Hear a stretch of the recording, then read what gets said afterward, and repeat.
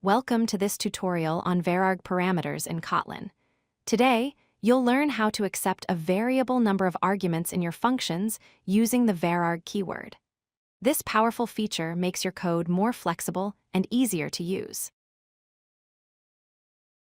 So what exactly is Vararg? The Vararg keyword is a special modifier in Kotlin that allows a function to accept an unlimited number of arguments of the same type. Instead of forcing users to pass exactly 1, 2, or 3 values, they can pass as many as they need, making your functions much more versatile. Let's look at the basic syntax.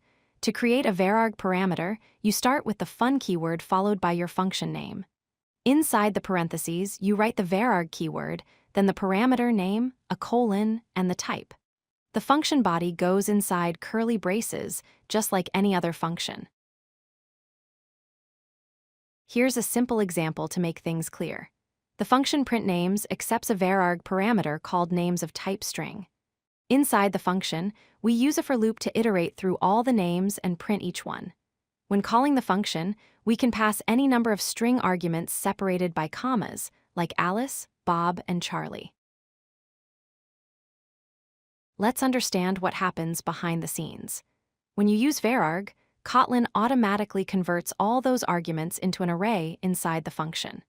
This means you can iterate through the values or access individual elements using array methods and indexing, just like you would with any regular array. You can combine Vararg parameters with regular parameters too. In this example, the calculate function takes a regular string parameter called operation, followed by a Vararg parameter called numbers of type int. The function returns the sum of all numbers when the operation is sum. When calling it, you pass the operation first, then any number of integers you want to calculate. What if you already have an array and want to pass it to a Vararg function? That's where the spread operator comes in. The spread operator is an asterisk symbol. First, create an array called fruits containing apple and banana.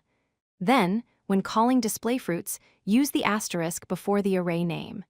This unpacks the array elements and passes them as individual arguments to the Vararg function. Let's wrap up with 3 key points to remember.